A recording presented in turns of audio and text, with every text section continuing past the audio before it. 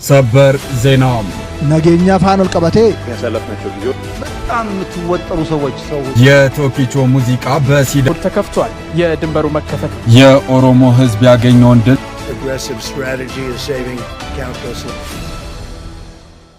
አርዕስተ ዜና በሰንዳፋ በኬ ከተማ ባሳለፍነው ሳምንት ታህሳስ 6 2018 ዓ.ም አንዲት የባንክ ሰራተኛ ላይ ዘግናኝ የነፍስ ግድያ መፈጸሙን ፖሊስ አስታወቀ። የሺንሺንቾ ከተማ አዲስ ከንቲባ ተሾሙ። ከፍተኛ አመራሮችም ከኃላፊነታቸው ተነሱ።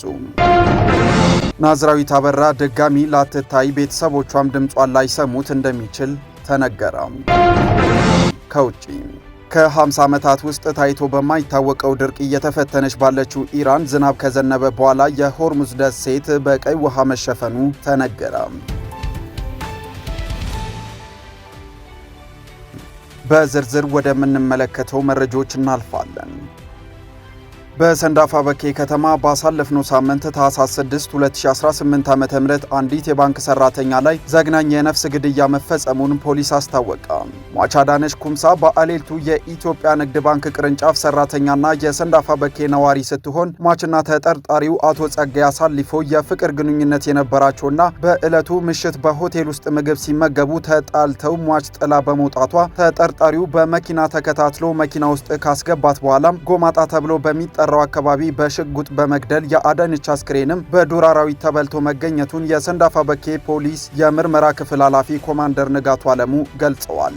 ተጠርጣሪውም ወንጀሉን የፈጸመበትን መኪናና ሽጉጥ በአሌልቱ ከተማ ጥሎ መሰወሩንና በቁጥጥር ስር ለመዋል ክትትል እየተደረገ መሆኑን ፖሊስ አክሏል። የሟችን አስክሬን ለምርመራ ወደ ቅዱስ ጳውሎስ ሆስፒታል ከተላከ በኋላ በትላንትናው ዕለት በቤተሰቦቿ የቀብር ስነ ስርዓት መፈጸሙንም ፖሊስ አስረድቷል።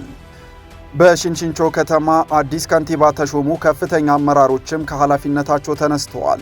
በከምባታ ዞን ሺንሺንቾ ከተማ በሰርግ ድንኳን መንገድ በመዝጋቱ ምክንያት ከተከሰተው የመኪና መቃጠል አደጋ ጋር ተያይዞ የከተማዋ ከንቲባና የዞኑ የመንግስት ዋና አስተባባሪ ከስልጣናቸው መነሳታቸው ታውቋል። የሺንሺንቾ ከተማ ጊዜያዊ የሽግግር ምክር ቤት ባካሄደው 10ኛ አስቸኳይ ጉባኤ ላይ አቶ መለሰ ገቡሬን የሺንሺንቾ ከተማ አስተዳደር ከንቲባ አድርጎ በመሾም በሙሉ ድምፅም አጽድቋል። አዲሱ ከንቲባ ለምክር ቤቱ የቀረቡት በከምባታ ዞን የብልጽግና ፓርቲ ጽህፈት ቤት አደረጃጀት ዘርፍ ኃላፊና የመንግስት ረዳት ተጠሪ በአቶ በፍቅር ታምሩ አቅራቢነት ነው። አቶ መለሰ ገቡሬ በምክር ቤቱ ፊት ቀርበውም ቃለ መሐላ በመፈጸም ስራቸውንም በይፋ ጀምረዋል። የሹመቱ መለወጥ የመጣው በቅርቡ በከተማው በሰርግ ድንኳን መንገድ በመዘጋቱ ሳቢያ ለደረሰው ከፍተኛ የንብረት ውድመት ወይም የመኪና መቃጠል ተጠያቂነትን ለማረጋገጥ በተወሰደ አስተዳደራዊ እርምጃ መሆኑም ተመላክቷል። ዘገባው የሺንሺንቾ ከተማ አስተዳደር ነው።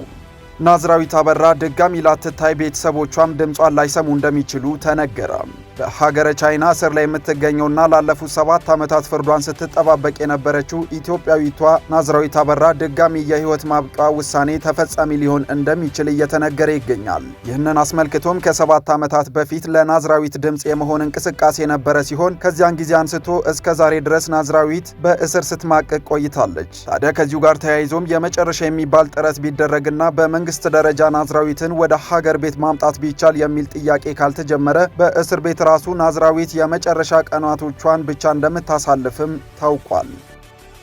ከውጭ የተገኘ አነጋጋሪ መረጃው ከ50 ዓመታት ውስጥ ታይቶ በማይታወቅ ድርቅ እየተፈተነች ባለችው ኢራን ዝናብ ከዘነበ በኋላ የሆርሙዝ ደሴት በቀይ ውሃ መሸፈኑ ተነግሯል። በኢራን 100 ሚሜ መጠን ያለው ዝናብ የጣለ ሲሆን ይህም ከኢራን አማካይ ወርሃዊ የዝናብ መጠን በ5 እጥፍ የበለጠ ነውም ተብሏል። ከባድ ዝናብ የውሃና የአሸዋ ቀለም የቀየረው ሲሆንም አንዳንዶች ሁነቱን ከመንፈሳዊ ነገሮች ጋር አያይዘውታል። ሳይንቲስቶች ግን ቀይና ደም የሚመስለው ቀለም የሆርሙዝ አካባቢ ከፍተኛ የሆነ የአይረን ኦክሳይድ ክምችት ስላለውና የኦክሳይዱ ከዝናብ ጋር ሲገናኝ የሚፈጥር እንደሆነም ተናግረዋል።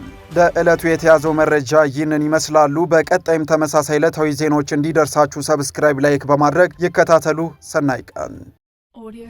ሰበር ዜና ነገኛ ፋኖል ቀበቴ ያሳለፍናቸው ጊዜ በጣም የምትወጠሩ ሰዎች የቶኪቾ ሙዚቃ በሲዳማ ተከፍቷል። የድንበሩ መከፈት የኦሮሞ ሕዝብ ያገኘውን ድል Aggressive strategy is saving countless lives.